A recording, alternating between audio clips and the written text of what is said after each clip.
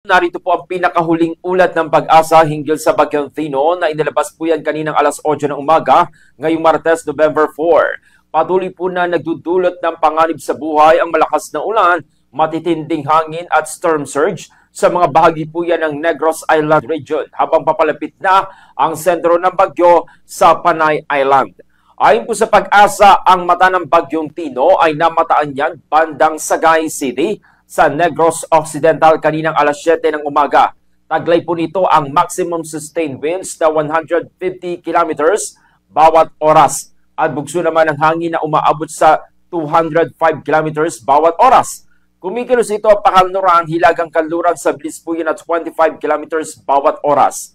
Lumalawak po ang sakop ng malalakas na hanggang sa typhoon force winds sa layong 300 kilometro mula po yan sa gitna ng bagyo. Sa kasalukuyan, nakataas pa rin po ang mga tropical cyclone wind signal sa iba't ibang bahagi ng bansa.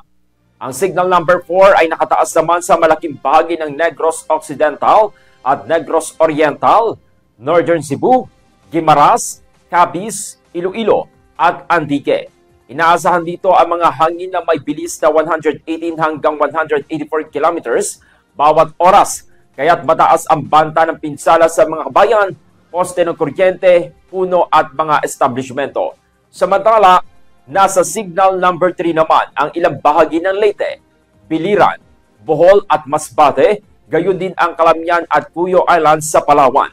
Habang signal number 2 at signal number 1 ay nakataas pa rin sa ibang bahagi naman ng Luzon, Visayas at Mindanao.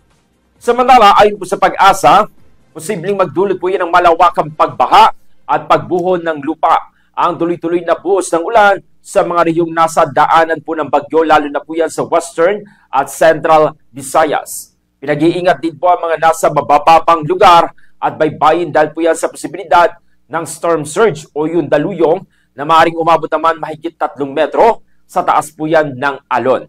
Kasabay nito, nakataas din po ang gale warning sa mga karagatan sa paligid naman ng Luzon, Visayas at Mindanao.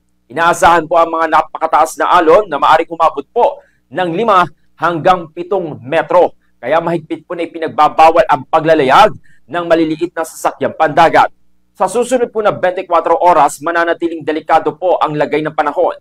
Sa malaking bahagi po yan ng Visayas at ilang bahagi po ng Mindanao. Inaasahan po na tatawirin ng Bagyong Tino ang Panay Island at Northern Palawan bago ito tuluyang lumabas ng ating Philippine Area of Responsibility sa pagitan po yan ng Miyerkules ng gabi o Huwebes po ng madaling araw.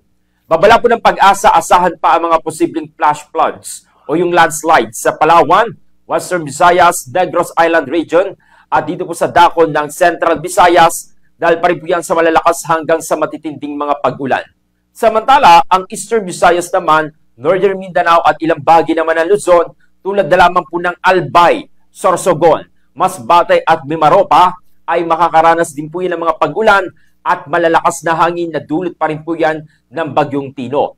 Samantala, dito naman po sa dako ng Metro Manila, Cavite, Laguna, Batangas, Rizal, and Quezon, Central Luzon, Isabela at Aurora, maulap naman ang kalangitan na may mga kalat-kalat na mga pag-ulan at mga isolated thunderstorm na dulot pa rin po yan ng umiiral na shear line. Samantala, ang amihan naman o yung northeast monsoon ang magdadala naman ng malamig na panahon at pag-ulan sa bahagi naman po ng Ilocos region, kasama na po dyan ang Cordillera at Cagayan Valley.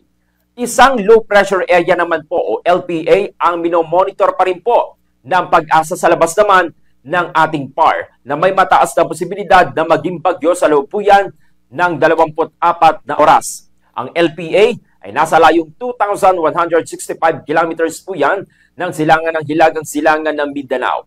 Sakaling maging ganap po itong bagyo at pumasok yan sa ating Philippine Area of Responsibility, tatawagin ito ng Pag-asa bilang uwan.